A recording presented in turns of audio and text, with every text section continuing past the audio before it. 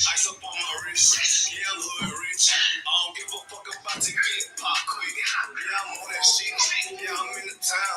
Niggas talking about that G, but they ain't come around. Can he come around? Yeah, I'm up, nigga. Man, fuck all of these hoes, get the bucks, bitch. I'm a young rich nigga, I ain't tryna flex. You can take a cold by the ice up on my neck. Straight up, BBS, I charge you, boy, you wanna test. I don't get no shot up by the nigga, ball, bitch. I'm a nigga like I live, cause a nigga keep it real. Nigga freshly held to the drum. Yeah, we live. I'm a straight Tito, get paper like a Mizo. Since I'm cold stained, if you tryna hang, they get it by the bang, boy, we rip the same. Nigga tryna talk, it might be. Get your hat, pop it in, nothing to a G. Just wanna fuck with him, now pay no fee. It's a little kick, got that ice on me, ski. All these niggas lame in here, can't even come around. Bitches out cold, South Carolina, bitch, I'm styling.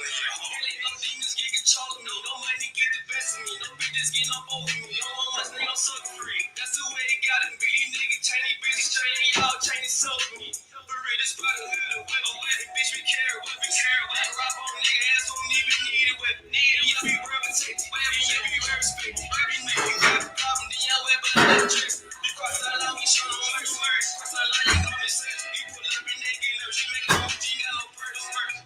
You the case, I ain't never worried. I'm putting the work before my hands dirty. For real, I learned from the OGs. I'm a young nigga, but I'm a certified priest. And I'm from Tennessee. In this mandatory that I gotta keep my heat. You should play it safe, and we gon' play the keys.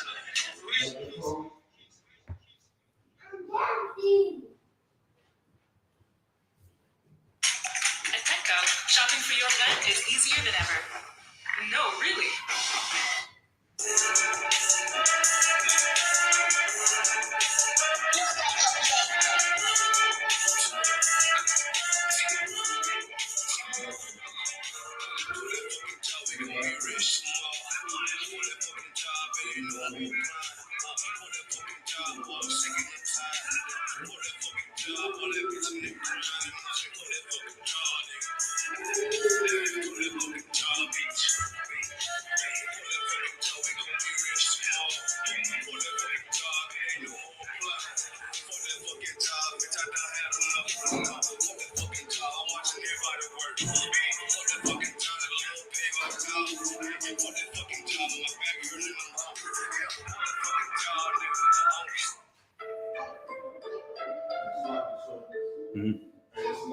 Let me see.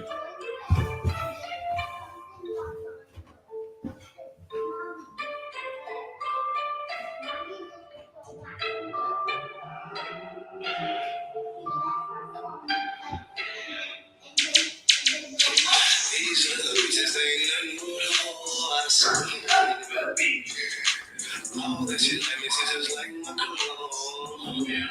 These other bitches gon' call you my lord.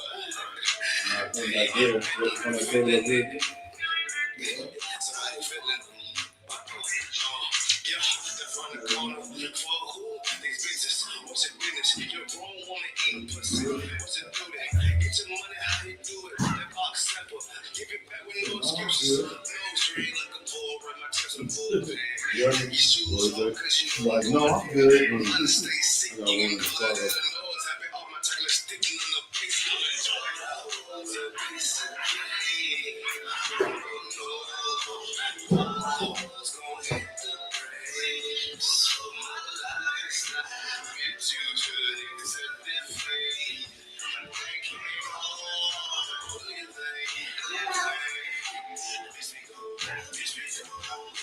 These little bitches, some internet gangsters. Boy, now you scared to talk, ain't you? Ain't seen nothing. That's why I just get away. You can't trap short, bitch. I'm UPK, ISRAELITES, UPK. Privilege was living out of y'all, give the Yeah, these bitches hating, niggas hate. That's why I press her in the shit. Damn, see, so you can see how she making shit. Damn, see, just see so sophisticated. I see this all the swallow is reality. And bitches pussy 12 butters like the cycle speed. How we know motherfucking butts. And bitch, I'm like, oh, it's a piece of cake.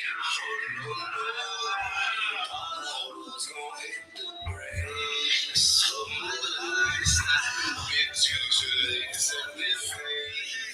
I came home, do you think?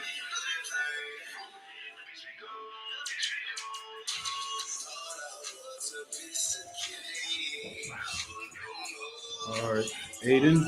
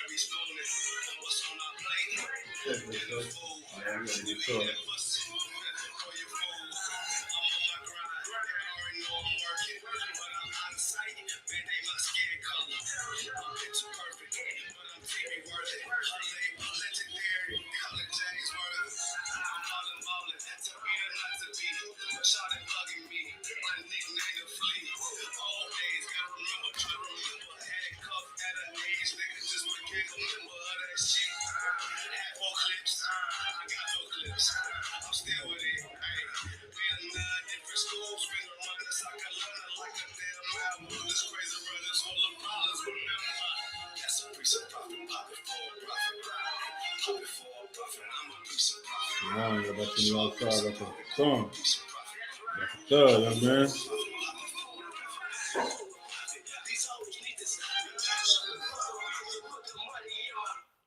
right. Let's go ahead and get rocking and rolling.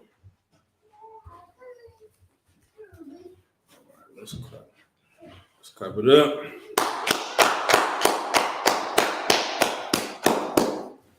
Shalom, Israel. With the Israelite School of Universal and Practical Knowledge, started at 1 West 125th Street, Harlem, New York, under Commanding General Yohana. Priest and Officer 5000 Kasar Akkad. This is a Thursday night scripture breakdown for ICBK Northern California.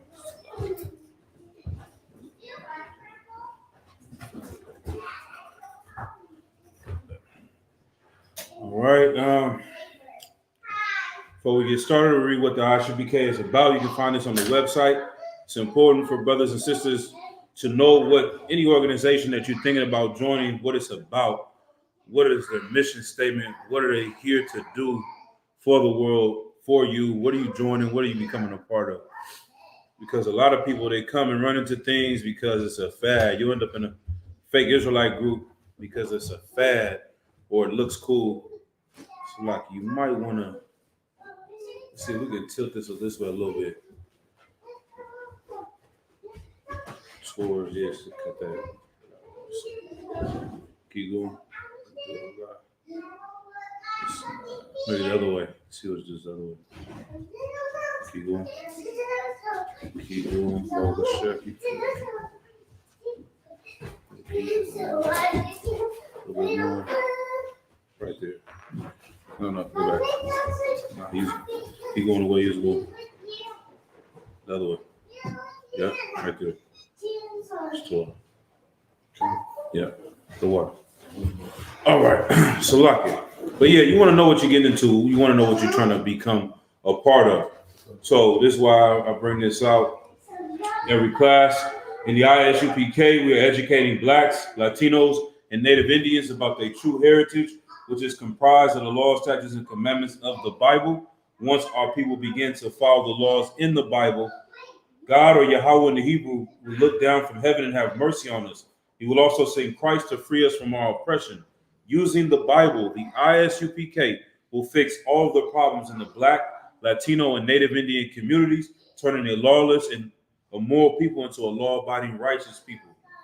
The true nationality of the so-called Negroes, Latinos, Native Indians, and West Indians of North, Central, and South America are the true descendants of the lost 12 tribes of the nation of Israel. And Yahweh Shai Mashiach, or Jesus Christ in English, is our King. All right. This is scripture breakdown. So first off, we'll start off. If there's any questions online or any questions in the room. All right. See, we got some. He might be a brother. You say you're half Mexican, Aiden. Is that on your father's side or your mother's side? We'll see how we deal with you, man. All right. But let's go ahead and get into tonight's topic. The title of tonight's class is Happy 420 to you drug addicts. I said Happy 420 to Pookie before, but I changed it up in the last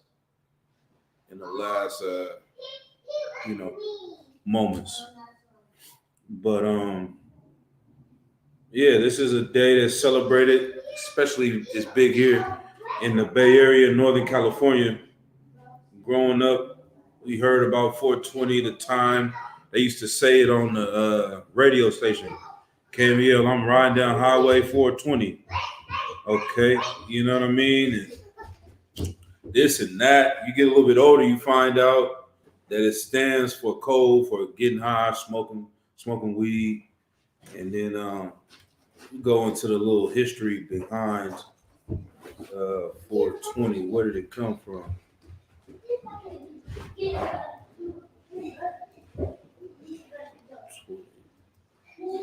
Let's see.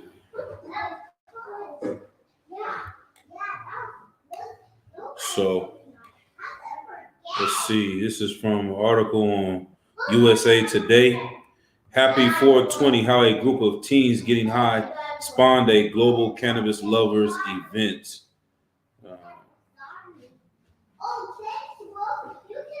April 20th, 420, in its calendar donation, is a holiday celebrated by many weed smokers both in the U.S. and around the globe.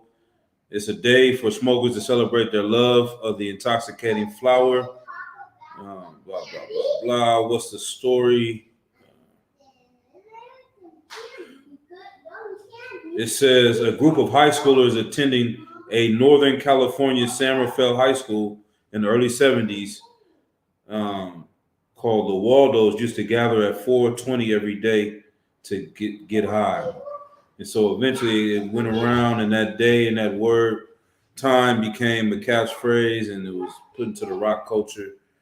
You know what I mean? But it's important to know your history because this is something that started out here in Northern California. So that culture is very prevalent here in the Bay Area. It goes back to the hippies in San Francisco and Berkeley. Weed culture is a part of the fabric of Black, Hispanics, and Native Americans in Northern California. And the reason why is because we are in close proximity to our oppressors. They have pushed this culture onto us, and we have followed it and destroyed ourselves. You know what I mean? But is there anything you remember on the history of this, or growing up, stories you got on this art? No, I just know that it was just, a time when people just get high. You know what I'm saying? Right. And they just follow that out here big time in the Bay Area. Right. You know what I'm saying? 4:20 o'clock, time to spark a blunt. You know what I'm saying? Just like they try to make it a part of the culture or something. You know what I mean? Right. So they did make it a part of the culture. Come. You even think about, like, I be going out certain places out here in the Bay. It seemed like as far as Judites, Black men, you can't be outside unless you smoking. You know what I'm saying? If you see a group of Black men outside, they're gonna be smoking. No matter where you go, no matter what time of day it is, in the morning, at night, cats are smoking on the BART. I rode to BART one time to class. The young brothers are smoking on the BART now. I've seen on AC Transit before, but not on the BART. You know what I mean? I'm like, damn, I'm gonna come to class. Brothers gonna think I'm smoking. I need to get off of this train and go to another train. You know what I'm saying? But this culture has gone out of hand, but we see it really starts from a couple things, oppressor and trying to be like the heathens and trying to be like the other nations. Well, let's go to get Proverbs 16 and 27. Matter of fact, I'll go ahead and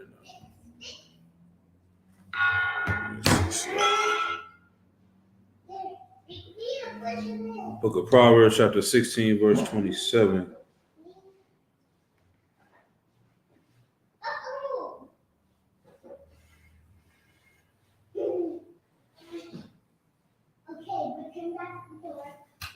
And it reads, everybody got it? Or lock in my father, you got it? God.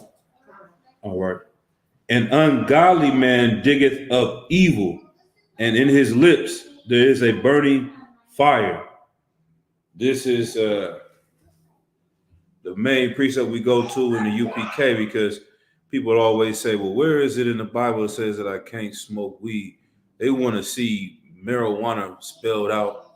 Thou shalt not rolleth the blunt. You know what I mean? They want to see the specific words in the Bible. Swisher Sweets is unlawful. You're not going to see that in the Bible, but it was never a part of the culture. You hear about us drinking wine in the Bible. You hear about us drinking strong drink in the Bible, but you don't hear about nothing about Christ rolling around taking a smoke break. You know what I mean? But people in their mind, especially when it comes to the history with our Benjamite brothers and the Rastafarians, was looking that up today and going into that history. We know where it comes from. It comes from the East Indians. The East Indians over there, they worship a god, Shiva, Kali, and they drink a drink called Bang, where they mix cannabis up and they use it to get closer to their god, their demonic god, you know what I mean, to worship Satan. In our eyes, being Israelites. Because if you're not following Yahweh, then you're following Satan. But anyway, so a lot of East Indians had moved to Jamaica in the late 1800s because they ended slavery. And the brothers over there, the Benjamites, didn't want to work for Esau anymore. So Esau started shipping in a lot of East Indians. This is where we learned they started making curry. You hear about the brothers in Jamaica making curry chicken, curry goat. They also got dreadlocks from those heathens. That's where the dreadlocks came from, was the East Indians. And they also got smoking weed from them. They call it ganja. That's an East Indian word, you know. So a lot of these things we told is harmless because our whole life they say it's just a plant, this and that. But we're going to go into the spiritual side of it because not only are you partaking in something that is not what the Lord wants you to do, because we know there's no Bible verse that says you can't pop ecstasy, that Molly is unlawful, but we know it's not what the Lord wants you to do because you have to have the eyes of a spiritual eyes, man, to read this Bible and see what it's saying, man. Everyone knows you shouldn't smoke crack. Anybody would tell you smoking crack is unlawful, but when it comes to these other things, we try to make all these justifications for it. Let me get Jeremiah chapter 1, verse 16. Go to Jeremiah chapter 1, verse 16.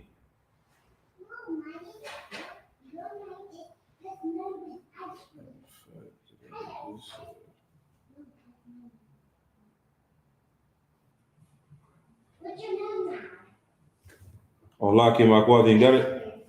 Okay. 1 second. You know you got it. Jeremiah 1 and 16.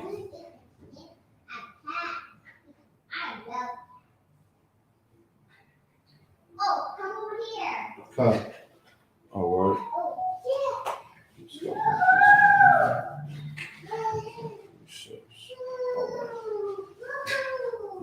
And it reads, and I will utter my judgments against them, touching all their wickedness, who have forsaken me, and have burned incense unto other gods, and worship the works of their own hands.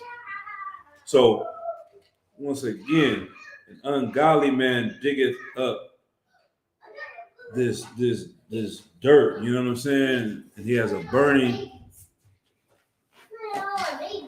burning tree in his mouth. What is this? He has something burning in his mouth. That's smoking. That's what you're doing. You rolling up this weed, you putting something burning in your mouth, and you're getting high. Everyone talks about, oh, it's supposed to be a medicine, but no doctor is going to tell you to go and smoke something for medicine. The Jamaicans, they pull the precepts and try to say that it's the herb is for the healing of the nations and all that. But why don't you smoke any other herbs except weed? That's the only one you smoke. There's a million other herbs on earth that can have healing properties that can help you, but this is the one you choose to smoke it. And you're not only smoking it, you're abusing it, man. You're using it every day, using it to escape reality. But the Bible says the Lord is a man of war. We don't want to go to war with anything. We just want to be weak. And that's another thing that smoking does. It makes you weak. It makes you soft to your problems in life. Everything you going through, you feel like you need to escape from it.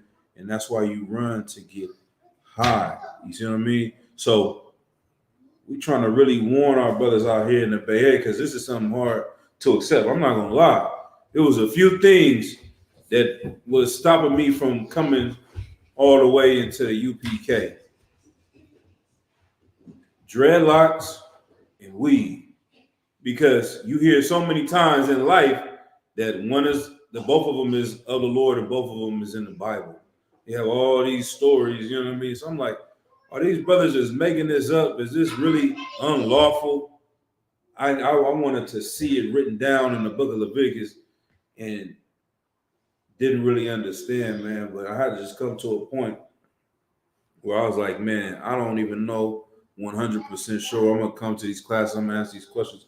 I'm going to find out. And I'm going to do something to help my people. I'd rather give up dreads than to sit at home, you know what I'm saying, with some dreadlocks, acting like an Israelite, watching brothers online do this work, man. I want to come in and get my boots on the ground. I'd rather give up smoking than to, be on the sidelines and let that prevent me from doing the work. So that's what's wrong with a lot of you fake Israelites. You don't care about the people more than you do getting high. Like General Muhammad always says, man, there's one thing, we can go in this Bible, we can do all the breakdowns, we can pull all the precepts, but at the end of the day, man, you're gonna let one breakdown or one thing that you disagree with stop you from gathering with your brothers. That's the difference. Y'all want to say shalom so bad. Y'all want to wear fringes on the bottom of your shirt so bad, or have this breakdown on this John the Baptist not being in the truth. That stops you from joining and gathering together with the brothers in One West, man. Damn all that, man. You really just selfish. And the people that don't want to give up weed to help their nation and serve the Lord, it's because they're selfish, all right? But I'm going to read that once again, Jeremiah chapter 1, verse 16. And I will utter my judgments against them, touching all their wickedness, who have forsaken me and have burned incense unto other gods and worship the works of their own hands. And that's why we go into this understanding. Let me go ahead and read this a little bit.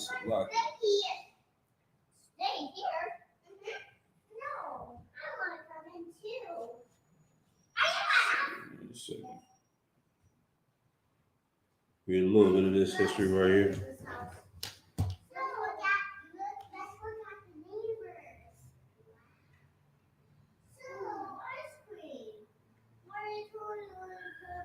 This is the worshiping of another God. You falling into this 420, you created a whole day of worship. You got to really think about it. Just like Thanksgiving, just like Christmas, just like Halloween, Negroes have added a holiday to celebrate that enriches your oppressor, that you wake up with nothing to show for it. All you did was burn up all your money. Like, you want to get extra high. Like, that was the day everybody was pushing it to the limits. Usually smoke this much this day, you're going to try to smoke 10 times the amount on that day. what they say, man, confession is good for the soul. And the brothers Yediah be saying that a lot. Shout out to Yediah, man. Preaching Officer 1000 Yediah out of Philly, man. That brother always says that on Black Watch, man. But I remember one at a time, it might have been my first 420. And I went out, kicking it, getting blazed, all that, man. I came home, and my dad seen me. I'm sitting there just in a daze, rocking back and forth. He was really genuinely worried. Like, at that time, I was trying to hide it. You know what I mean? Like, I didn't smoke. I don't do this. Or he might have thought I did, but there wasn't no proof that I was actually doing it. But this day, he was like, what is wrong with you, boy? Like, nigga, you all right? I'm sitting there rocking and moving, standing, eyes glazed. He thought I was on something. He's like, what type of drugs are you on? I'm like, I had to confess. I'm like, nah, it's just weed. It's just weed. Like, I ain't on nothing. I ain't do no other drugs. It's just today, 420. I had to tell him. He was like, what the hell is this goddamn 420? He had to ask my cousin. You know, she smoked. She like tell him, oh, this is the day they do this and do that. He's like, oh, okay. Go in there and go lay your ass down. You know what I'm saying? Somebody get the door for this brother like a shot. You know what I mean? But it has become a high holy day. You can tell 1 million blacks, Hispanics, and Native American Indians to show up to the Feast of Purim, to show up to the Feast of Dedication, to show up to the Passover. They will not show up. But if you have an event where it's weed everywhere, people are willing to come spend all their money, spend all their time, spend everything they got to worship this God of marijuana. All right, let's keep going. So this comes from an article called pointhistory.com, and it's talking about Rastafarianism and the history of it. So how did ganja come to play such an important role with Rastafarian religion? Rastas believe that the tree of life mentioned in the Bible is the marijuana plant. Like your lust for getting high, you didn't rearrange the whole entire meaning of the Bible. You didn't mean you want to put your belief into the Bible. You want to make you want to make this book about your drug addiction. That's how strong of a drug addict you are. It's like anything else, you would at least see how bad it sounds. I'm gonna say it like that. That's why I think marijuana, weed, especially here in the Bay Area, is so important to point how bad it is, because you've been told your whole life it's not bad, and how much you look like a drug addict when you're on this. You see what I'm saying? How much it turns your mind state into thinking that something that's not normal is normal. Why do I say that? I'm gonna wait till a couple of the brothers file in one more time. I'll read this again. But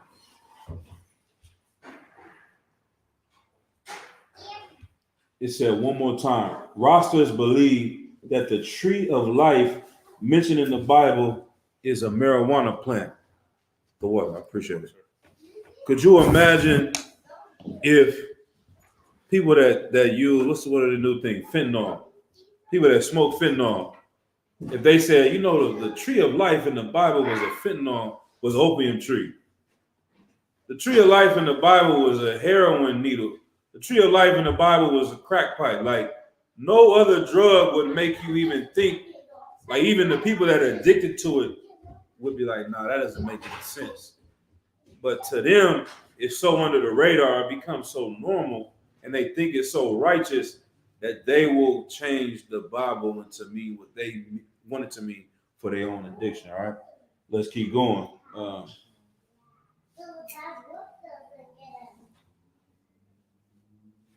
The marijuana plant and that several other biblical passages further promote its use, such as thou shalt eat the herb of the field, eat every herb of the land in Exodus, and the herb is the healing of the nations in Revelations. None of this is said anything about smoking or lighting it on fire and getting blazed. You know what I mean? Despite what many think. Okay. Despite what many think, Rastas actually condemn the use of marijuana simply to get high. Instead, it is usually used within the religious ceremonies in a highly ritualized manner in order to enhance feelings of unity and help generate visions of a spiritual and soothing nature. So you can take that on face value. I don't believe that part that they say they don't do it just to get high. Because if you listen to half of their reggae songs and how they are at their concerts, they're not sitting out there having no religious experience. They're out there just getting high like everyone else. But let's say they are genuinely trying to do what it's saying here. Are these things even righteous in itself? They say they want feelings of unity. Who do they help unite with? If anybody ever seen a Rastafarian concert, Rastafarians is amazing to this, man. They're the only group of people that can sit there and say, downfall to Babylon, Babylon, we hope Babylon is over, we hope Babylon is ended, and the whole crowd is nothing but Edomites. Right. They got a white woman as their wife. You know what I'm saying? Like, they hate Babylon so much, but for some reason, they love oppressors. You know, it just doesn't make sense. Matter of fact, what was that thing that I sent? I sent that to y'all brothers in the group chat. Eddie Murphy, man, had that little song. How did it go? He was like, deaf to all white people. It was a skit on Saturday Night Live. He was like, deaf to kill the, yeah, I ain't gonna say that, hopefully not. Deaf to the oppressors, deaf to the oppressors, but buy my album first. You know what I mean? Like, it's a crazy thing, but in reality, for real, it really is used to help us unite with heathens. A lot of the times, your friends that you have from these other nations usually come from y'all getting high, man. They don't really look at you as really friends. They're just people that come around to either sell you something or to buy something from you. But also it says a spiritual and soothing nature. It's rocking you to sleep, like a pacifier for a baby. A baby gets to crying, you give them something to put them to sleep. You give them a bottle, you give them a pacifier, you give them a teddy bear. We as grown adults, that's why a lot of parents don't want their kids to have those pacifiers, those Minkies, because you get used to sucking on something to soothe you. You see what I mean? And that's why people grow up. It's just a adult's pacifier, man. You having a bad day. You're not even having a bad day. You're just dealing with the regular stresses of life. You need something to take the edge off all of the time. Before lunch, after lunch. The boss said this, now you got to go and have a smoke break. You know what I mean? You got this text from your woman, now you got to have a smoke break. This is addiction. You know what I mean? It's nothing more, nothing less. And people don't want to see themselves as that. Let's keep going. So it says, Rastafari reasoning sessions are religious meetings that involve group meditation, and marijuana is used to help the follower go into a trance-like state. The marijuana is usually smoked in a chalice or a pipe, and a short prayer is recited before it is smoked. This is how you know this is worshiping of another God. Who are they praying to? What book? What did Christ? Where was this at in the book? You got all the scriptures and precepts. Paul didn't say we're gonna get in a circle, have group meditation, and pass around the peace pipe. Like, why did they leave it out? But in their mind, they conspiracy theorists. So the only justification is, well, Babylon then took out the precepts about all the smoking in the book. You know what I'm saying? Like, that's the only thing they can say. But buy my album first, Babylon. Like, y'all hate Edomites, y'all love Edomites. I don't know what it is. Here's the prayer they say. Glory be to the Father and to the maker of creation, as it was in the beginning, is now, and ever shall be, world without end. Reasoning sessions are very important religious rituals for Rastas. It's a time for them to come together, debate living according to Rastafari outlook, and blah, blah, blah, blah, blah, blah, blah. But, we got the incense burning. Matter of fact, give me Jeremiah 1:16 again. We got the incense burning in class tonight. And I wanted to make sure we had some burning tonight for that very reason, because this is something that was important in our history, in our culture. And they tried to graft it in with another culture and apply it to ours, when actually burning incense is something that's very important. It wasn't a light thing in the Bible. And I'm going to show that. Go ahead when you got it. Jeremiah 1:16. The book of Jeremiah, chapter 1, verse 16. And I will utter my judgments against them, touching all their wickedness, who have forsaken me, and have burned incense unto other gods, and worship the works of their own hands. Right. So that's what they're doing. They're burning an incense to the other gods. All right. Now drop that. Let's go to Exodus chapter 30:1.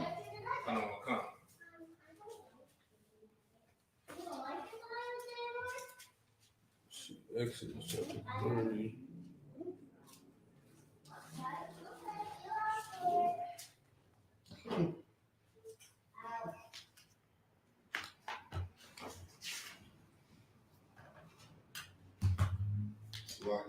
Go ahead.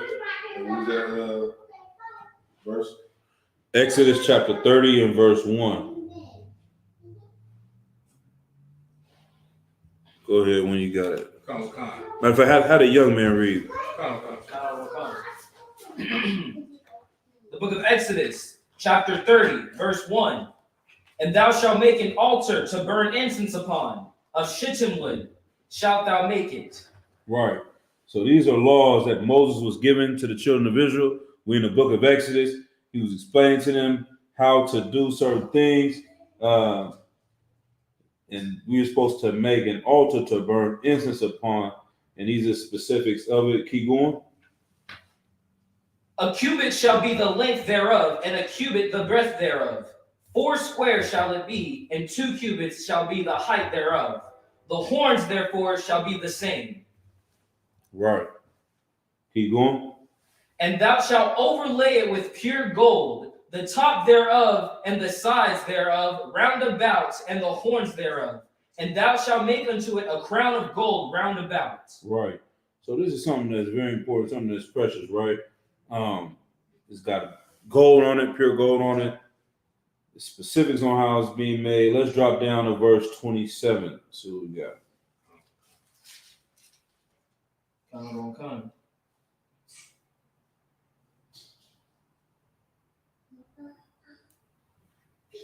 Go ahead. Verse 27. And the table and all his vessels, and the candlestick and his vessels, and the altar of incense. Right. All right. Now let's go over to the book of Numbers in the 16th chapter. We'll show you something, man. How important this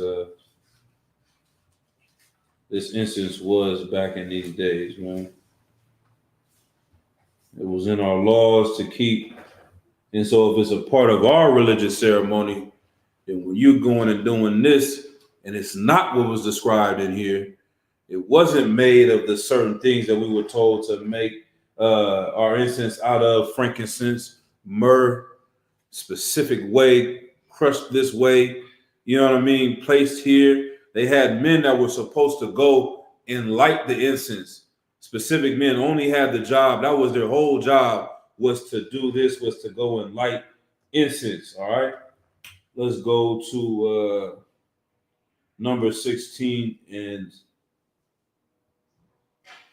let's see.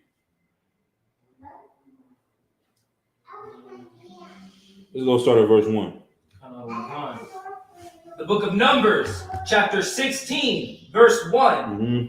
Now Korah, the son of Izhar, the son of Kohath, the son of Levi, and Dathan, and Abram, the sons of Elad, and On, the son of Peleth, sons of Reuben, took men, and they rose up before Moses with certain of the children of Israel, 250 princes of the assembly, Right. famous in the congregation, men of renown.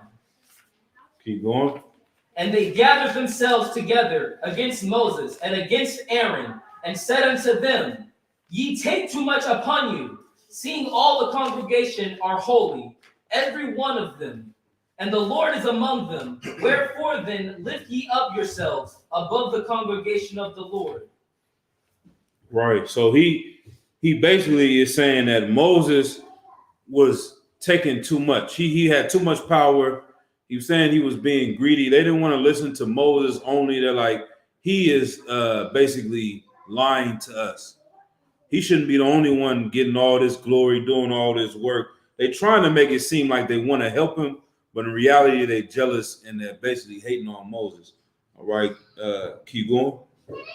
Verse 4. And when Moses heard it, he fell upon his face, and he spake unto Korah and to all his company, saying, even tomorrow the Lord will shew who are his, and who is holy, and will cause him to come near unto him. Even him who hath chosen will he cause to come near unto him. Right. Read. This do, take your censers, Korah, and all his company, and put fire therein, and put incense in them before the Lord tomorrow. And it shall be that the man whom the Lord doth choose, he shall be holy. Ye take too much upon you, ye sons of Levi. Right. So he's telling them, all right, you guys want to do something. You want to take my spot. All right, go ahead and light the incense. Do that. Take the censers, put the incense, and we're going to see who is the Lord going to be with and who he's not going to be with. All right. So keep going. Verse 8. And Moses said unto Korah, hear, I pray you, ye son of Levi, seemeth it but a small thing unto you, that the God of Israel hath separated you from the congregation of Israel, to bring you near to himself, to do the service of the tabernacles of the Lord, and to stand before the congregation to minister unto them. Right. So he's saying, you think it's a small thing? The Lord had made you part of the tribe of Levi. Y'all want to be the high priest. Y'all want to be the head priest. This is the position you need to hold. Do that part, but this is not enough for you. You want more. You want more power. And your lust for power, it was plaguing Moses. You know, keep going. Verse 10. And he hath brought them near to him, and all thy brethren, the sons of Levi, with thee. And seek ye the priesthood also. For which cause both thou and thy company are gathered together against the Lord. And what is Aaron that ye murmur against him? Right. So the children of Levi were separated to do certain things concerning the work of the Lord, but the official priests were a job, and they were angered at that, and they wanted to take that position. But he's like, y'all not happy with this? Y'all gonna have to help cut the sacrifices. You're gonna have to help light the incense. You're gonna have to do all these other things. But the high priest and the head priest will be, from the line of Aaron. Let's keep going. Let's drop down to verse 13. Verse 13. Read 12. So we're just gonna run through this. Yeah. Verse 12. And Moses sent to call Dathan and Abiram, the sons of Elah, which said, we will not come up. It is a small thing that thou hast brought us up out of the land that floweth with milk and honey, to kill us in the wilderness, except thou make thyself altogether a prince over us. Moreover, thou hast not brought us into a land that floweth with milk and honey, or given us inheritance of fields and vineyards. Wilt thou put the eyes of these men? We will not come up. Verse 15. And Moses was very wroth, and said unto the Lord, respect now their offering. I have not taken one ass from them, neither have I hurt one of them. Right. So he's telling them to come up and do this thing. They're like, no, we're not coming up there. We're not gonna listen to you. You've done all these things. You brought us into this. You say you're gonna take us into a land of milk and honey, and we out here in the wilderness, broken, suffering. They're getting tired of Moses. They starting to basically say he's a false prophet. But he's saying, I haven't taken one thing from y'all people. If I wanted to, I could have ordered men to take your possessions or get myself fat and let y'all starve. You know what I mean? Like a Christian pastor does today. But Moses wasn't like that. So he's wondering what is really their problem. All right, let's keep going. Verse 16. Mm-hmm. And Moses said unto Korah, Be thou in thy company before the Lord, thou and they, and Aaron tomorrow. Mm-hmm. And take every man his censer, and put incense in them. And bring ye before the Lord every man his censer. 250 censers thou also, and Aaron, each of you his censer. Right. And they took every man his censer, and put fire in them, and laid incense thereon, and stood in the door of the tabernacle of the congregation with Moses and Aaron. Right. So once again, this is all important. Like, we can even, I'll just paraphrase it, but you can go to the book of Luke and you hear about John the Baptist's father. His job was to go in and light the incense. You know what I'm saying? That's what he was doing, going in the temple. This is not something that was a light thing. And so, once again, the reason why I'm bringing this up, not to beat a dead horse, but this is spiritual, basically, is what I'm trying to say. When you falling into this weed and everybody want to sit, you think you just sitting at the house relaxing and rolling a blunt, you doing something spiritual. They all right. The Rastafarians all right. They are doing something spiritual. They are going to some other realms and other zones and dealing with whatever the hell it is, but it's not of the Lord, man. It's not what the Lord wants. You burn the wrong incense, and there's consequences for that. You worship another God, there's consequences for that. It's a way to cut the shittim wood out. It's a way to make the altar for the incense. It's a way to do this. It's a way to do that. It's a job inside of Israel that was cut out amongst all the Israelites. Like, you couldn't do this if you was from the tribe of Judah. Just walk up and I'm going to be the man that lights the incense to the Lord. Brother's going to pull out swords and, hold on, what you doing? This is not your position. It's not your job. So you can't take it as a light thing to just go and partake in a holiday to another God and think it's a joke. We just for Twitch, man. We about to get played. Everybody about to go to San Francisco and do what we want to do, man. No, that's not what's going on, man. In the spiritual realm, in the spiritual eyes, the Lord sees what you're doing. And the reason why you know it's true is the results of what the people that live like this. The results of people that live like this are people that will work for 50 years and never have anything to show for it. But they didn't somehow spent $500,000 on weed in your lifetime, $50,000, $100,000 on marijuana in your lifetime. That was a demon destroying you. They talking about we wonder why the black community can't get out of poverty. If brothers ended their weed addiction, we could fix homelessness in Oakland right now. Right. We could have better schools. Kids wouldn't need any backpacks or anything like that. If everyone just gave their weed money to our nation of people alone, then our nation of people will be in a better condition, man. Right. So that is not of the Lord, man. That's of Satan. Satan wants you to be selfish and worry about yourself all day. You spend more money on backwoods than you have on food and clothing for the homeless. You understand what I'm saying? Right. On your children's. Go ahead. Yeah, man. I used to ask when I used to go to this liquor store about this house I stay at. I used to ask the dude how many swishers did he sell a day. He was like, he sell 500 swishers a day just at that location alone. Right. You know what I mean? He said he sells 500 swishers a day. And you think that was back then. So like, go ahead, not to say it like that, but swishers, like this is what they use to roll the blunts. Yeah. Give it up for the sister not knowing what that is. Most High Christ. But that the swishers, if he's selling 500 a day, you know I got to do the math. Right? If that's $1, that's $500,000 a day. And like I said, nowadays these cats are smoking more because it's cheaper and they smoke a lot more. Go ahead, Art. And just look at the price of the weed that they're fulfilling that switcher with. Right. You know what I'm saying? So add up that money. You know what I'm saying?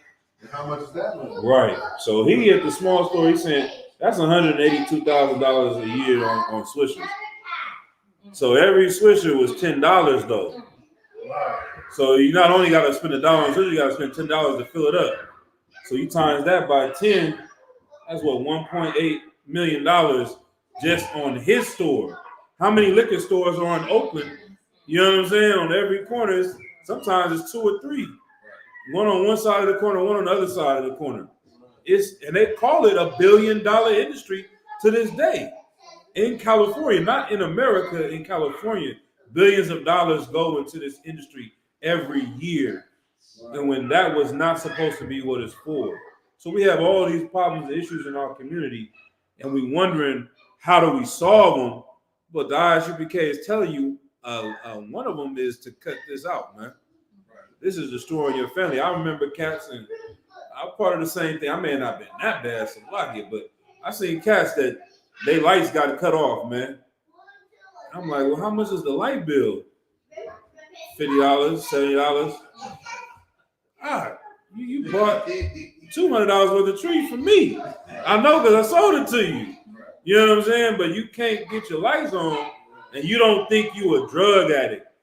You think that the person that's smoking crack, you're better than them. Even if they put that in the movie in the Dave Chappelle, he was like, you know, he tried to get help. The brother tried to go to the AA anonymous group and be like, you know, I need help. I'm addicted to weed. And they got up and said, what? I'm in here for crack.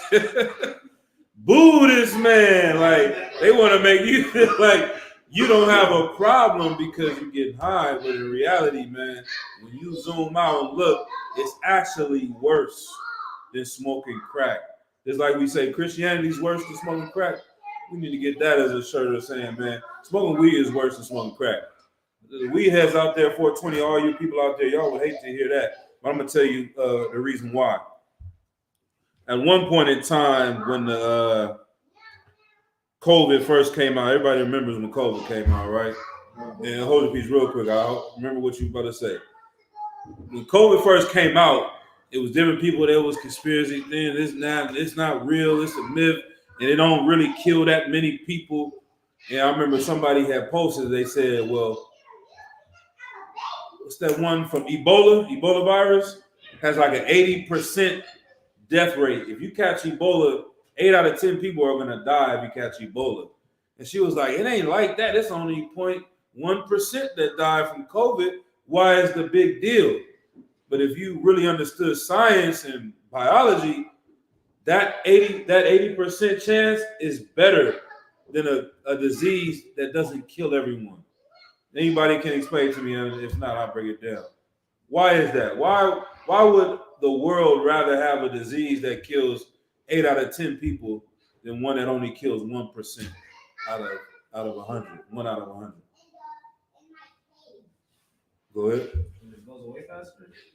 Explain. You want to a little bit, if I think. When more people, like the faster it goes to the population, less people are able to get it. Right, because of what? I'm not sure. You want to? Okay, go ahead. It comes from being a pandemic to an endemic, meaning that everyone's been exposed to the different germs or the viruses. Right. So your body builds up an immunity to it and is able to fight it better, as opposed to a virus that they have no idea of what's going on and it can just hit people. Okay, but why is it killing you quicker, better? That's the question I'm asking. Go ahead. So it works faster. What do you mean? I'm explaining too, but you right on to it. But It kills you faster than COVID. Okay. It's harder to spread. Exactly. There you go. That's it. Get his brother in. Get his sister in too, man. So think about it like this. You thinking, oh man, that sounds crazy. I got an 80% chance of dying if I get Ebola. I don't want that. But guess what? If 8 people in this room get Ebola, 8 of us are gonna die. Or no, we got 10 people and 8 of us get it. 8 of us are gonna die and 2 gonna survive. That thing ain't leaving this room. You see what I'm saying? Like, we're not even gonna make it to New York to give it to 1,000 people. We're not gonna make it to China, and we're gonna make it to Kaiser Hospital up the street. You see what I mean? And it stays there, it can contain it. But if you got something that's light and it don't really kill everybody, then it can spread. You get on the plane, he got it, she got it, they got it, the little kid got it. and they go over here, they go over there, they go over there. Yeah, it's not really killing everybody, but as time grows and it keeps spreading, it's taking down the whole country, the whole nation. Go ahead. Yeah, but now that it's grown, Mm-hmm. it is killing people now because now they're finding fentanyl in the weed. Right. You know what I'm saying? That too. Being off the Right. fentanyl when they smoke some weed or whatever, Right. saying that it's natural, you know, and they're smoking fentanyl and dying because of it. Right. And then, if I may, sir, Mm-hmm. they're saying, oh, it's weed is from the earth and this nature is from the earth. Mm-hmm. Weed is the most genetically modified thing there is out there, man. Right. They Right. keep crossbreeding it and doing this and doing that to it. You're not even smoking nothing natural. It's all GMO. Right. Right. You know what I mean? Damn right. And to bring it back to the example of the Ebola versus the COVID, people thinking, oh, I can still maintain my job. I didn't lose all my teeth. I didn't go and do some random sex acts to get high. Like in the movie, he said, I done done this for crack. I done that for crack. Like you don't have a problem like I have a problem. You thinking since you didn't lose everything, like a person dying, that you're better off. But in reality, it's killing everyone slowly as a group. It's taking a group down. We think it's normal, but this one liquor store is $2 million taken out of the community right there. This other one is taking 2 million and 5 million, 10 million. We're not seeing it because it seems normal and no one's really dying or losing their teeth or, you know what I mean? Skin all. You think you okay, but in reality, man, you sick. And it's actually worse and more dangerous because it seems so normal to us. You understand what I'm saying? All right. So let's keep going. Let's go back to Numbers. We're going to go down this story. Let's see what happened to these cats, man. Where were we at? Verse 19. Yep. The book of Numbers, chapter 16, verse 19. And Korah gathered all the congregation against them until the door of the tabernacle of the congregation. And the glory of the Lord appeared unto all the congregation. And the Lord spake unto Moses and unto Aaron, saying, Separate yourselves from among this congregation, that I may consume them in a moment. And they fell upon their faces and said, O God, the God of the spirits of all flesh, shall one man sin and wilt thou be wroth with all the congregation? And the Lord spake unto Moses, saying, Speak unto the congregation, saying, Get up from about the tabernacle of Korah and Dathan and Abiram. And Moses rose up and went unto Dathan and Abiram, and the elders of Israel followed him. Right, so we warning the people today. It's the same thing. We get in the same spirit of Moses. We come and say, get up away from that congregation. Get up out of Rastafarianism. Get away from Snoop Dogg. Get away from Burner. All these cats is telling you that this is cool. This is the way. This is the 420 and nothing wrong with it. It's a herb. It's from the herb. It's a plant. It ain't doing nothing to nobody. Let me do me. No, nigga. This is dangerous. You know what I'm saying? Your family's going to be destroyed. Your children are going to be destroyed. How many sisters and girls go out there just to get high? There's so many stories, man.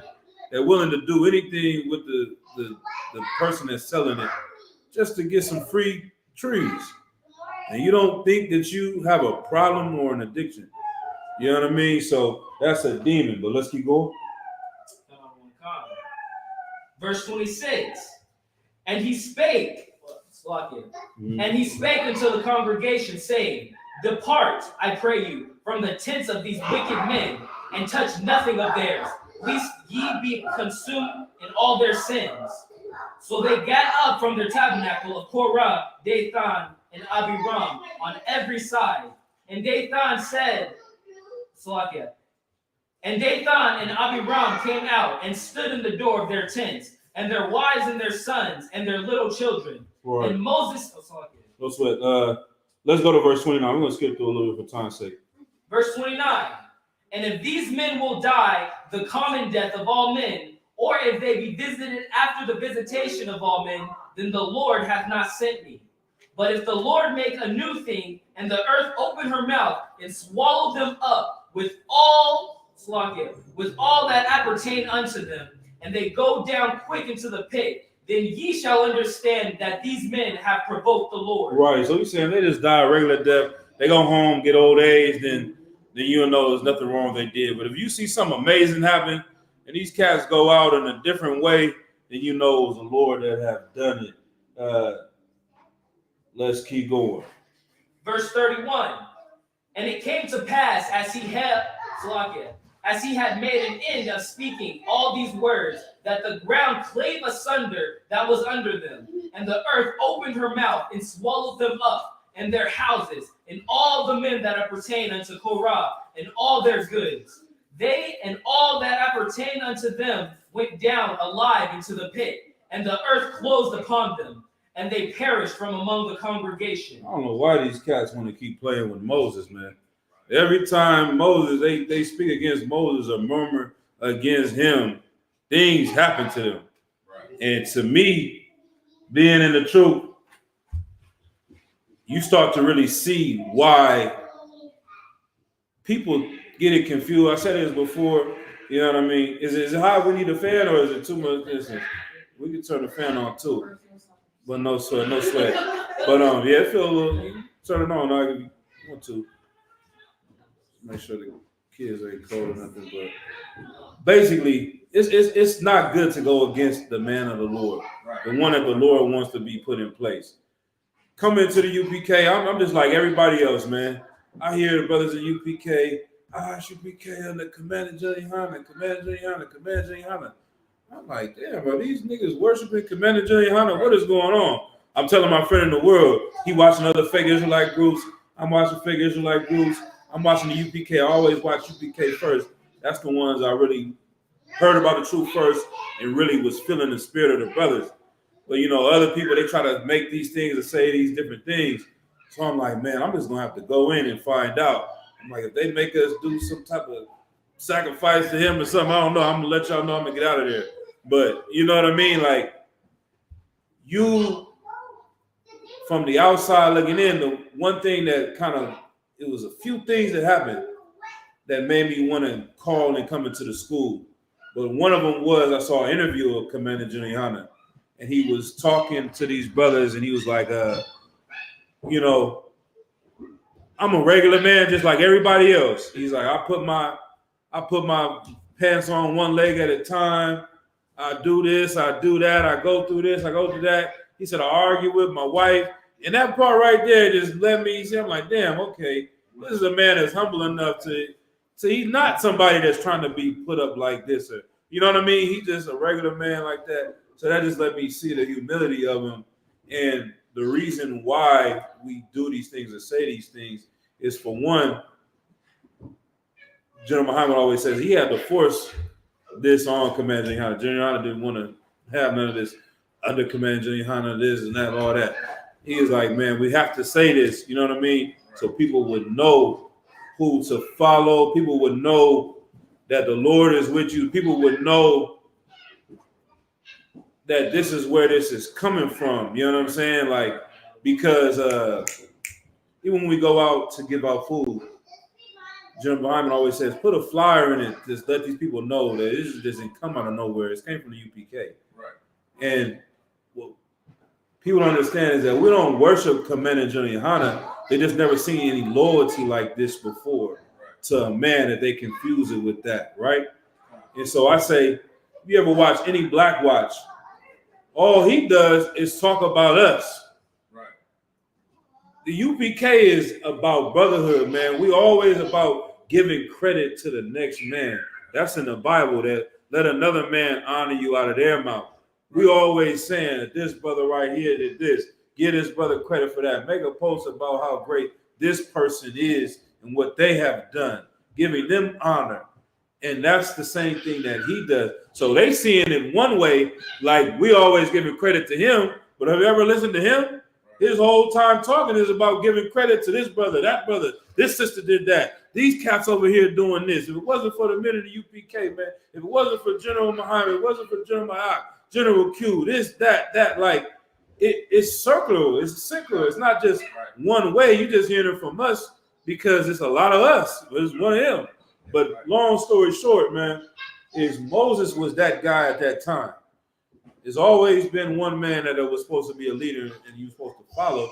And when cats tried to go against him, it didn't end well.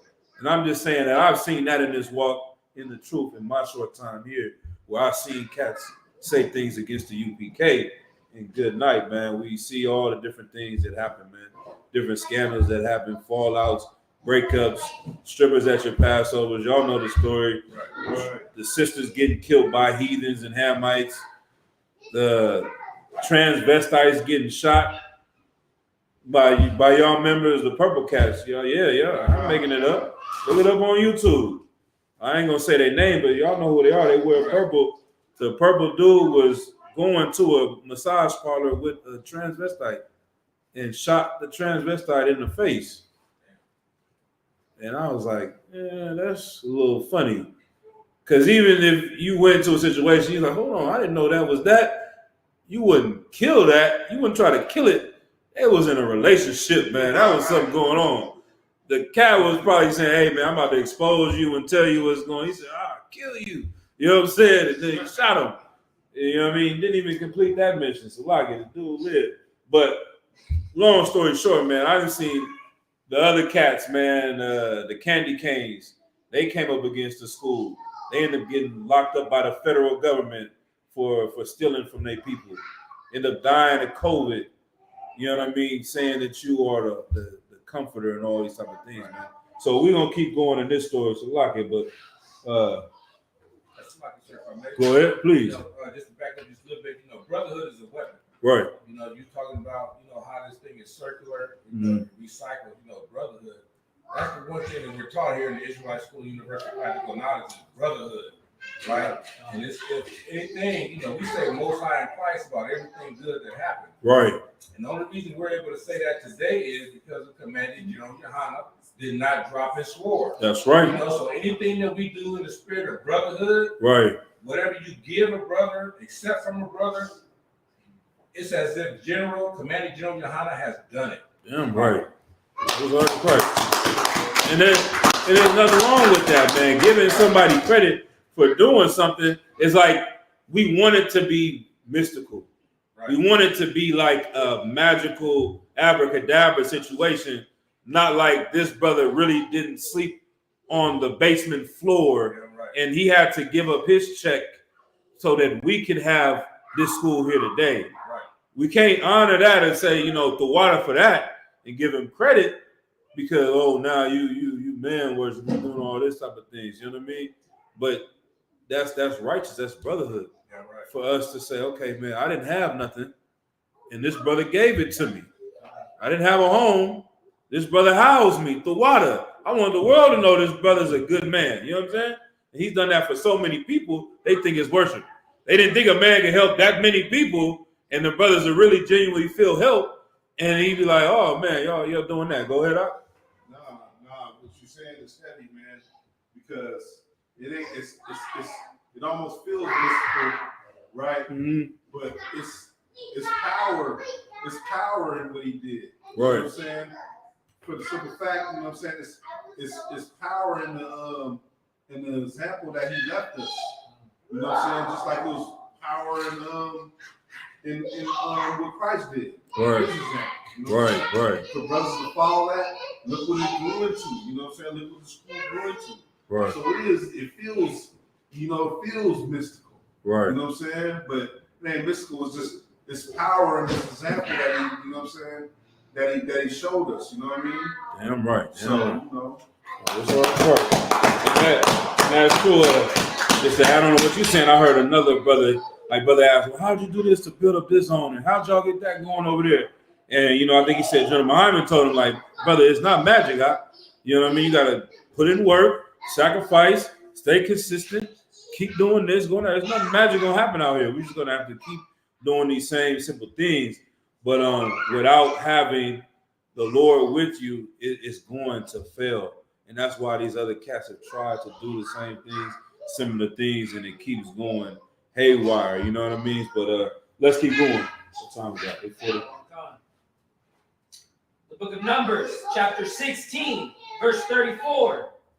And all Israel that were round about them fled at the cry of them, for they said, lest the earth swallow us up also. Bro, they're trying to get away because they don't want to get in the same situation, right? And there came out a fire from the Lord and consumed the 250 men that offered incense. That did what? That offered incense. Right, so this is the 250 men. So not only the people that were right there with Korah, him, they in their own tabernacle, they in front of their tabernacle, whatever they trying to do. But then the fire came, so like, you got to see the earth opening up over here, taking out these cats. And then everybody else that was with him, you thought y'all got away or ran away. It was like, zoom, zoom, zoom, zoom, zoom, zoom, zoom. Like, these people didn't hold on to this book and pass it down for thousands of years unless it was situation after situation going on with Moses. They're like, Moses was that nigga, man. It's a lot, you know what I'm saying? Like, he didn't want it. You know what I'm saying? He didn't want that to happen to them. He was pleading with them. He fell on his knees when they spoke again. He's like, why y'all doing this? What are y'all even saying this against me for?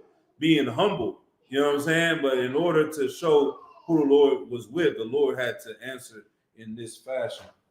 Let's see. Okay, is anything else on that? Now we'll drop it at that. Let's go to matter of fact, let's drop down to verse 46. So this will be the last one on this one. Verse 46. And Moses said unto Aaron, take a censer and put fire therein from off the altar and put on incense and go quickly unto the congregation and make an atonement for them. For there is wrath gone out from the Lord. The plague is begun. Right. All right. So let's drop that. Let's go to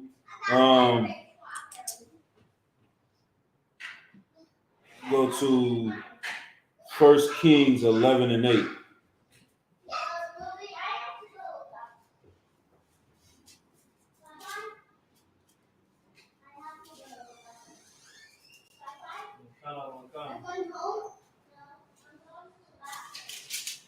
Go start at verse 7. The book of 1 Kings, chapter 11, verse 7. Then did Solomon build a high place for Chemosh and the abomination of Moab in the hill that is before Jerusalem, and for Molech, the abomination of the children of Ammon. And likewise did he for all his strange wives, which burnt incense and sacrificed unto their gods. And the Lord was angry with Solomon, because his heart was turned from the Lord God of Israel, which had appeared unto him twice. Right. Okay. So this is when Solomon began to fall. And he had these strange wives, these strange women. So this is why it's also in our laws. Everything in our laws were specific for a reason. The Lord said, if you go and deal with these heathen women, they're going to make you go after their strange gods. Right. And one of these things were burning these incense. So you can go to Wikipedia. There's a quick article. I'm going to go ahead and read it up here. It's called Cannabis in Religion. Historical religions. In ancient Egypt, there is a written record of the medicinal use of hemp. Thus, Eber's Papyrus, blah, blah, blah, mentions the use of oil from hemp seed to treat this. Cannabis pollen was discovered from the tomb of Ramses. Several mummies contain traces of cannabinoids. So the Assyrians, Egyptians, and other Semitic cultures of the Middle East mostly acquired cannabis from Aryan cultures and have burned it as an incense as early as 1000 BC. So what were some of these incenses in the Greek mythology? It says the Scythians. I'm just going to skip through. Buddhism was known. Hinduism, we brought that out early. Even on down, what was the other one? It said, I don't know if it's Taoism. Yeah, beginning around the 4th century, Taoists mentioned using cannabis in censers. So the reason why I'm saying that is it says the abominations of Moab. We know the Moab are the so-called Chinese.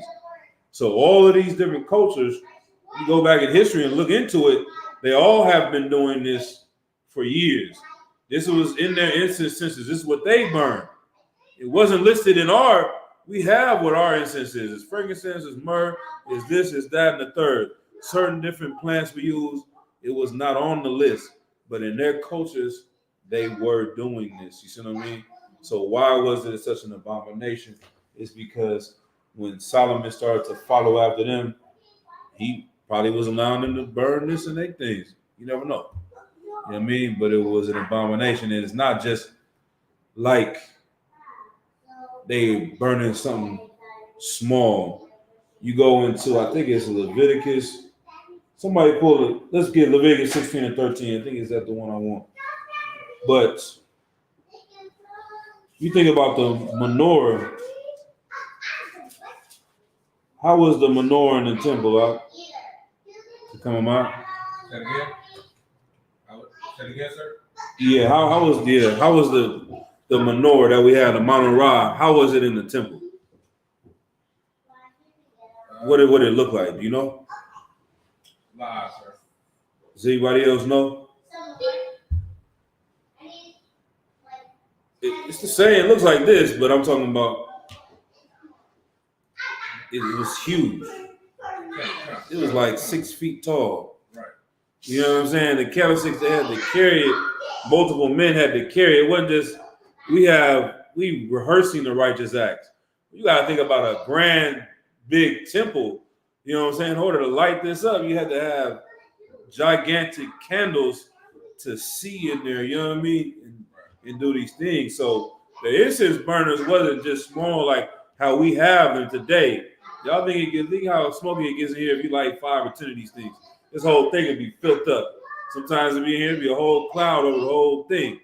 These cats were burning big, large amounts of incense in these temples. Go ahead and read. Leviticus 16 or 1 Kings. No, Leviticus 16 and 13. The book of Leviticus, chapter 16, verse 13. And he shall put the incense upon the fire before the Lord, that the cloud of the incense may cover the mercy seat that is upon the testimony that he did, that he died not. Right. It's a cloud of incense going to cover the mercy seat. This is how much they were burning this righteous incense. So you think when you change it to, you putting marijuana, they're putting pounds of marijuana onto their incense burners. They were getting high. You see what I'm saying? Like it wasn't just, oh, this was to our God, man. They really were using it as an excuse, having a big bonfire, inhaling all that smoke in, and trying to have some mystical experience the same way the Rastafarians are doing too. You know what I mean? So that's, when you look at it in that context, it wasn't no little, oh, we're going to put a little bit of cannabis on it. They throwing, it was, who knows how it was back then. Like, things was cheap. You know what I mean? Like, a pound, was a loaf of bread in the 1800s was a nickel. I'm sure a pound of weed back in the Bible days was just like 30 cents or something, like 10 cents. They just throwing all of this on there, man. Just picking up hell and bales of hay, just throwing it on there, man. But they were all getting high, you know, dealing with these instances. So we're just doing it on a smaller scale. Instead of you having this big bonfire, you rolling and taking that incense directly, man, destroying your body. As a matter of fact, let me get that 1 Corinthians 16 and 19. We're going to run through these. I ain't going to hold y'all too long. But we've seen, like I said, the results of it is we have a bunch of young men that's supposed to be soldiers and warriors. And I was going to do that topic tonight, but next week I will talk about what is a good man, what a good man is. And there was a post on Facebook. I'll give a preview on it. But, you know, sister was explaining her brothers. She got like 5 brothers or something like that. And she's all into like the black conscious community. Long story short, her brothers aren't getting any women. And they said her family had to pay for prostitutes for her brothers, you know what I mean, to deal with a woman. And she's just like, why? These are some good men, but the women don't want them. You know what I'm saying? And she's trying to figure that out. And I'm just saying the balance that we're missing is America doesn't give you options to be a soldier and a warrior. It's only two options. You want to be a soldier and a warrior, you can go into the United States military and fight for your oppressor and push his agenda where they're going to talk to you crazy, effeminize you, you might get molested, probably going to, you know what I'm saying? All types of things happen in there. And that's what you can do to be a soldier, or you can stick in the streets. You can become a gang member, you can kill your brother, you can sell drugs, going out of prison, do all these type of things. So she's like, why do the women go after the gang bangers and the drug dealers when they know that they bad men and they're going to cheat on them and do all these things, beat them and all that? It's because there's no place for a man to still be masculine, strong, a warrior, and righteous. Because when you go into Christian church to become righteous, you have to give up that warrior spirit. You have to become soft and effeminate. And you got to give up, instead of, you don't want to be a cheater anymore, you go into Christian church, you hide it and you do all these type of abominations. So they don't see that coming into the truth allows a man to be still naturally who he is, but righteous. You know what I mean? And that's why we saying a man having more than one wife is something we know sisters don't like. But the reality of the truth is that these sisters are going after these men that like this, that have all these other women on the side that are cheating and dealing all types of abominations. Matter of fact, who told me that the other day? Who was that telling me this? Like, I had to be a brother in the truth. It was Natazar. He was like saying, you know, at his slavery, he was an Edomite. And he's telling them, you know, I got more than one wife. You know what I mean? My wife and blah, blah, blah. He's like, dang, y'all really doing that? You can do that, blah, blah, blah. He's like, he's the Edomite. He's like, man, I could never do that. I just go to Vegas and buy whores. You know what I'm saying? Like, that's what he does. You know what I mean? And that's what trips me out. You know, sisters always be like, I'm going to get me an Edomite. Give me an oppressor. He ain't going to do what Tyrone do. They don't understand he's the most subtle beast of the field. Right. He ain't going to be caught with LaQuisha like Tyrone is going to be, oh, I see this chick in your phone. The oppressor is going to go to Vegas and buy 1,000 whores and do all the abominations under the sun. Right. Men and women, children and animals. He's doing everything. You know what I mean? You think you got a good man because he's hiding, you know what I'm saying, doing these evil things. But that, like I said, the reason why I'm bringing that point up is the soldier part, man. Like, being a soldier in the UPK is important. And this drug addiction, you know what I mean, that they're trying to push on us, it makes you soft. It makes you peaceful. It takes away your warrior spirit. Smoking weed makes you want to love everybody. That's why the hippies love peace. It's all about coming together. But when do you ever go to war with anything? When do you ever stand up and fight? And that's why the oppressor loves to have this a part of our culture so much. Go ahead, Art. Yeah, I remember General Mahoney, he brought it out in class one time that one of the big reasons why we lost at Vietnam is because all the soldiers was smoking so much weed and stuff.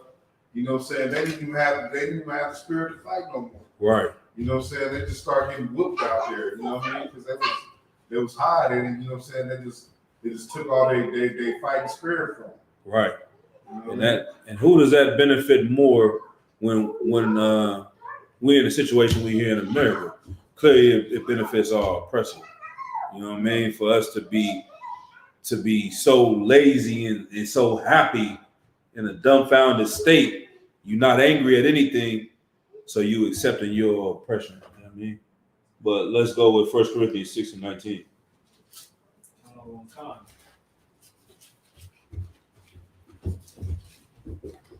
The book of 1 Corinthians, chapter 6. I saw it, verse 13? 6 and 19. Oh, 19, No sweat. The book of 1 Corinthians, chapter 6, Verse 19. What? Know ye not that your body is the temple of the Holy Ghost, which is in you, which ye have of God, and ye are not your own? Right. Know ye not that your body is the temple of the Holy Spirit. So that's one of the mistranslations in the scriptures. So as a reader, that's just one thing you gotta pay attention to. So we don't say the Holy Ghost, we say the Holy Spirit, because it's about 5 mistranslations in the Bible. One of them is Easter. Right. It says Easter in here, but you go into the Greek, it's supposed to be Pesach or Passover. Another one is God. It's really supposed to be the power or the Most High. The Holy Ghost is not supposed to be a ghost, it's a spirit.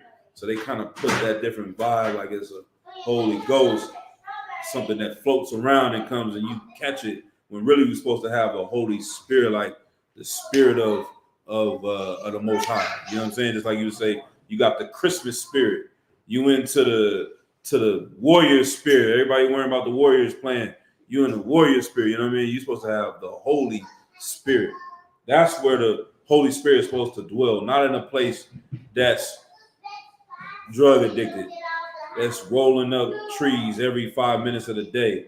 Like even the coldest weed heads, you would rarely find anyone that would smoke in a church or roll up in the church. It happens on Facebook. A couple of times I've seen World Star, there's a sister in there rolling up. They like, dang, she can't even wait to go outside. Like the weed heads say she went too far. The people that smoke and gonna celebrate 420 was like, damn, sis, you gonna roll up in church? What is wrong with you? But they don't realize that they are the temple.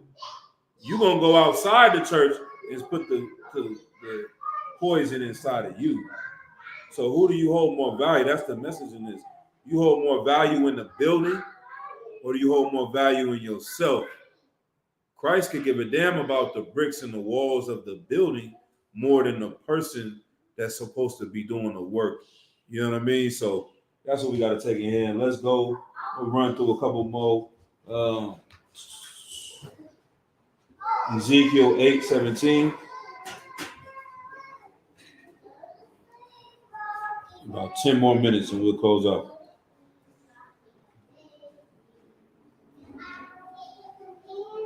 Ezekiel chapter 8, verse 17.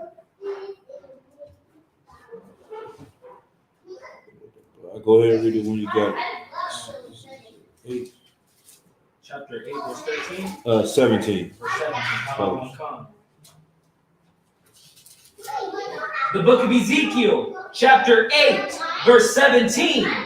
Then he said unto me, hast thou seen this, O son of man? And is it a light thing to the house of Judah that they commit the abomination which they commit here? For they have filled the land with violence, and have returned to provoke me to anger. And lo, they put the branch to their nose. Right. So one thing, like the violence and the abominations that come in our neighborhoods, in our communities, is you hear a lot of cats say too, when they go on missions, they gotta be high to go and shoot somebody else. It was an interview with one cat, he was saying it on Breakfast Club a couple years ago. He was like, yeah, man, I used to go and I didn't need no drugs to go shoot and kill people. And he was like, damn, you was doing that sober? I couldn't understand how you couldn't do it without being high. You know what I mean? Like, how could you do that sober? You thinking it's a good thing. His brother was saying it like that. And he didn't hear it. The other dude was like, man, you don't see how crazy that is? Like, everyone else needs it because it's not normal. How sick in your mind have you become where you don't need anything to go and do these things? So these brothers, they need to use these drugs to go out and commit this type of violence and destroy our communities. And that's one of the things, like a lot of cats nowadays, we hear about PTSD, and I'm doing this because I got depression. I'm doing this because it's my medicine, right? But is the medicine healing you? The sister was bringing out last week. The medication that these doctors is giving us, they're not giving it to you to heal you so you don't need it anymore. They're giving it to you so you can continue using it and making money off of it. So it's like in your mind, if you diagnose yourself and now you self-medicate, you saying, I need this to get through because I got this depression from what happened to me when I was a child, or I went to this, or I witnessed my cousin getting shot, etc. At what point in time are you going to heal that so you don't need this drug anymore? You know what I'm saying? And is this what a doctor would prescribe to you? Matter of fact, let me get Ecclesiasticus. So the power we got one with you. Ecclesiasticus chapter 38 in verse 1. Because we had this mind state that this is the best option for me. But in reality, 9 times out of 10, brothers gonna put extras on. Oh, my back hurts, but is your back really hurt that much? The Advil won't do it. Tylenol, ibuprofen won't solve it. Nothing else in the world will help you. It just so happens to be the drug that you used to smoke every day is the one that's gonna help you. You know what I mean? Right. But go ahead. Book of Ecclesiasticus chapter 38, verse. Verse 1. We'll start there. The book of Ecclesiasticus, verse 38, verse 1. Honor a physician with the honor due unto him, for the uses which ye may have of him. For the Lord hath created him. For the Most High cometh healing, and he shall receive honor of the king. The skill of the physician shall lift up his head, and in the sight of a great man, and in the sight of great men he shall be in admiration. Right. So this right here too is what led me. Like I said, one of the things I ain't gonna lie. When I first came, I'm like, man, I do know that I've seen little kids having seizures, and they give them some CBD oil, and they stop having seizures. And they say that people with cancer, they nauseous and they can't eat, and they use it. So it's like in my mind, I'm like, okay, there are medicinal purposes for marijuana. Are the people in the UPK really just conspiracy and just trying to be a cult and just tell you what to do? Are they gonna be honest, or are they gonna just be like some type of Christian spookism? You know what I mean? Like, it's the devil plant. You know what I'm saying? Like, you know, back in the days when they was having all these exorcisms and stuff, you dealing with the devil's weed. Don't do that. So I'm like, wonder if that's the case. But no, in ISUPK, we don't teach that there's something wrong with the marijuana plant. There's nothing wrong with pigs. Pigs are here for a reason. Nothing wrong with oysters. Nothing wrong with shrimp. The Lord made shrimp. The Lord made oysters. He made pigs. They're here for a reason. They're the garbage disposal of the earth. The oysters are the garbage disposal of the sea. The Lord made marijuana. You're right. There are purposes where you can use it for medicine. But are the majority of people that celebrate 420 using it for medicine? Lie. The people that have these medical cards, are they using it? Did they back really hurt? Is their knee still hurting from being a running back in high school? Or are they just saying that? You know what I'm saying? They're masking it as a medicine. Really, they're drug addicts, because a doctor can prescribe you Percocets, but you also abuse Percocets. A doctor can prescribe you Xanax or whatever other type of Oxycontin, but the majority of people are abusing them. So what are you doing? Is the doctor really telling you to do this? Is he telling you to smoke it? Go ahead, lie. He's not telling you to smoke it. And that's the thing too. They're smoking, but I couldn't find that scripture where it says, you know, the herbs are for meat. Right. You know what I'm saying? And Yeah. that means to eat. You know what I mean? Because you eat meat. You don't smoke it. Right. I mean, you smoke on the grill, and then you eat it. Right. But it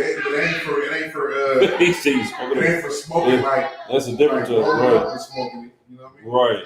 That's another. another. Genesis or something. Yeah, it's in Genesis. Let's go ahead and find that. That's a good precept. Let's see. 129. That's what it is. 129. Yep. Genesis 129. Now that's a very good point. Like you said, you smoking the meat. You're not smoking the meat. You using the smoke to cook the meat. Then you eat the meat. Yeah. You know what I mean? But you're not rolling that brisket up and inhaling it. You know what I mean? So why is it? Like I said, it's the only one. All the herbs are for the healing of the nation, man. You have to get the herbs Why don't you roll up no cilantro blunt then, man? Why don't you put no basil in the blunt? No oregano, none of that. They don't want to roll that up. The only herb they use to heal themselves with is weed. Knock it off, man. Go ahead. The book of Genesis, chapter 1, verse 29. And God said, Behold, I have given you every herb bearing seed which is upon the face of the earth, and every tree in which is the fruit of a tree yielding seed. Mm-hmm. To you it shall be for meat. It shall be for what? It shall be for meat. For backwoods. It shall be for meat. For swish and squeeze. It shall be for meat. For your balm. It shall be for meat. For your dabs. It shall be for meat. It shall be for meat. These herbs are for food for us to eat. And guess what? You eat it in a normal state, it's not going to do the same type of things. You know what I mean? Especially, like you said, this high altered marijuana they growing today is not the trees that was just growing in nature 1,000 years ago. The percentage of THC on it was so low. If you ate it along, it probably wouldn't do anything to you at all. It would only have whatever value, nutritional value, or whatever it could do, and that would be that. But they have put it to such a level and GMO'd it, or whatever you want to call it, genetically modified it to get this one attribute, which gets you this high that you get when you smoke it, or when they cook it down and separate it and do all that type of nonsense. All right. So that's that. So that's another thing. Like, okay, that made me respect the UPK when they said that. I heard the general say that, or anyone teach that they're not saying it's not a medicine. They're not denying that it can help some people. But what we're doing as a nation is not helping us. It's destroying us. All right, anything else? Exodus 22 and 18.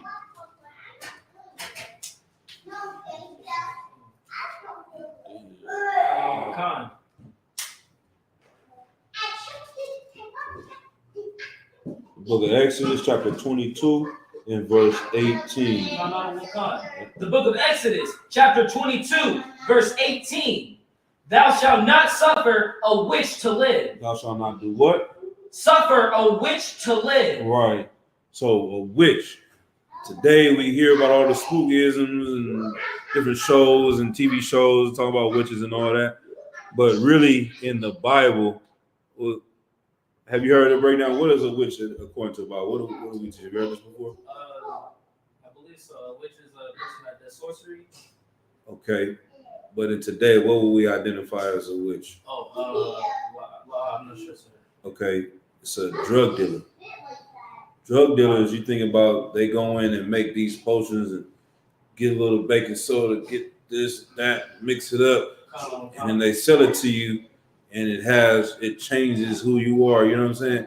And you become slaves to them. You do what they want. People give up a lot of things, their hard-earned money, to go and give it to this person. And so it's a form of sorcery. They're making these potions and giving it to people.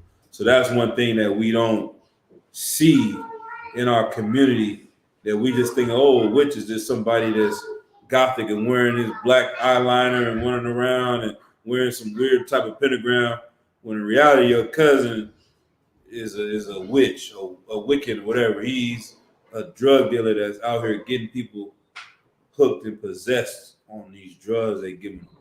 And so the Bible says we're not supposed to suffer a witch to live. It's a death penalty, man.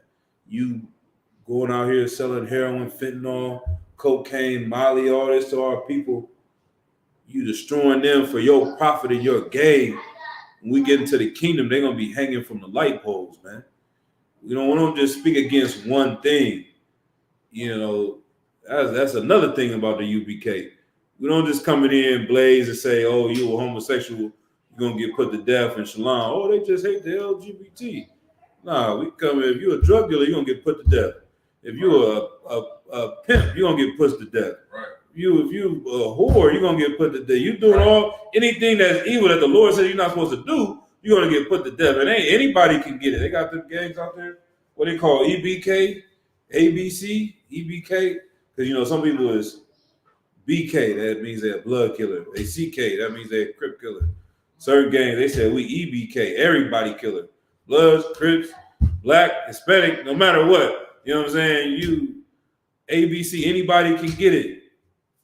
Man, the Bible is not playing with no sin. You know what I'm saying? Like, anybody can get it. You dealing in sin, and you are going to have to pay for that, man. So it would behoove you to come out of that and change. Don't be like the men of Korah and stand there going against what the Lord hates. All right, man, there was one thing too.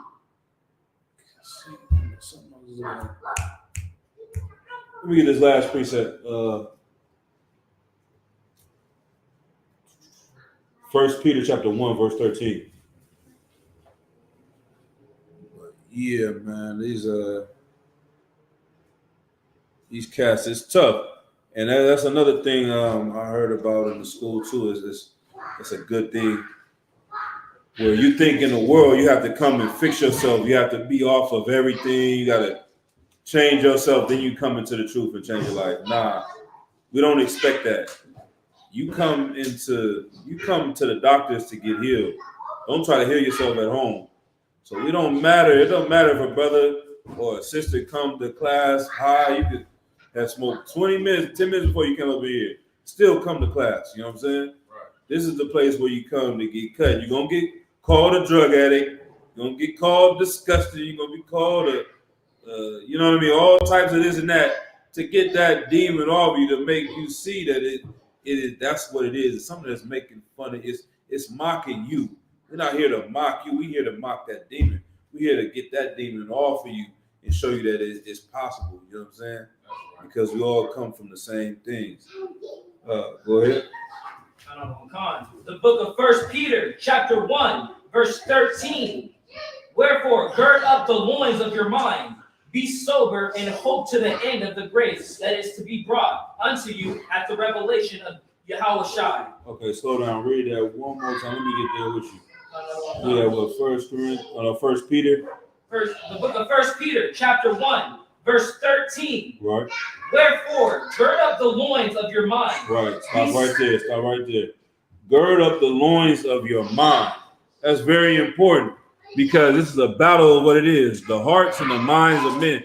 This is a war going on in between your head, telling you that you need this in order to survive. You need this to make it through your day. You can't suffer any type of pain. A dude, he typed in the class, Captain Mashak was talking about this yesterday, and he was like, man, these Edomites are tormenting me, so this is why I use trees to get through it. And he was like, man, he went back to a story of the sister in the civil rights. There's a little girl going into the elementary school with Edomites throwing stuff at her, and the teacher not wanting to teach her. He's like, that's real torment. Her being a little child having to deal with this type of things, you dealing with the police pulling you over, man, is not torment like that, man. We need to gird up our loins and be strong in these days, man, because there's going to be a whole lot more things that are going to come.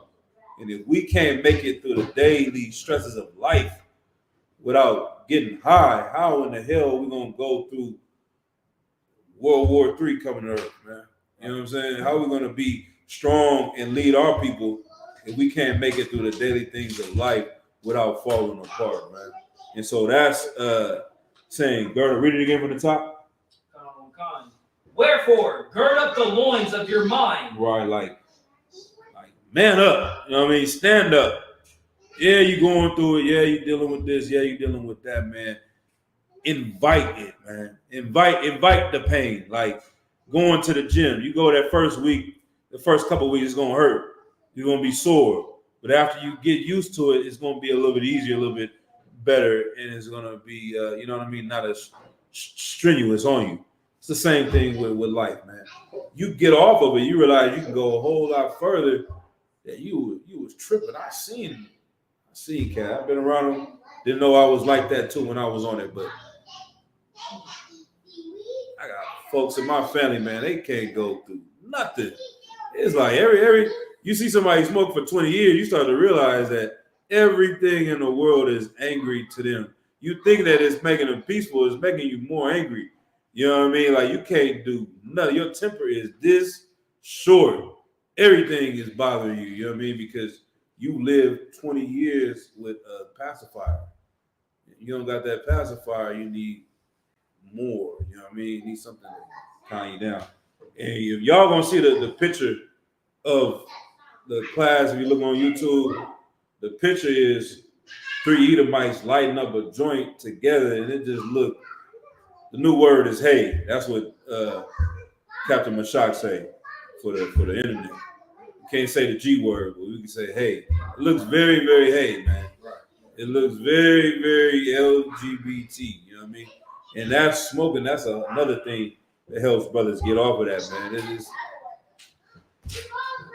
knock it off, man. You know what I mean? It's disgusting, but we gotta gird up the loins of our mind, man. You gotta be strong mentally in order to fight these things. Keep going.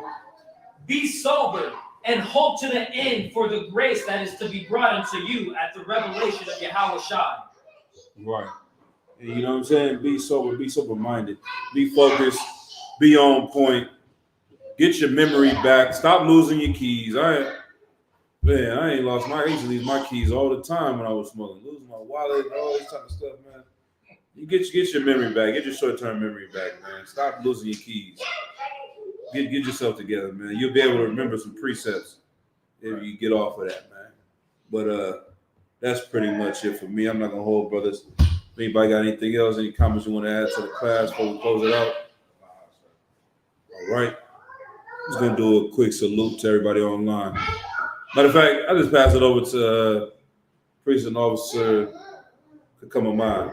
Just do a salute. That's it. We ain't gotta do the whole Men of Israel, Imagine. Mercy salute. Imagine Shabbat. Imagine Barak. Yahweh Shem Yahushua Barakatah. Y'all about Shem Yahushua Barakatah. Yadu Matah. Men of Israel, Sar. For the sisters. Sisters, I imagine. We give courtesy salute to the sisters. Men of Israel, Imagine Shabbat. Imagine Barak. Y'all Shemar Barakatah Shem Yahushua. Yadu Matah. Class dismissed.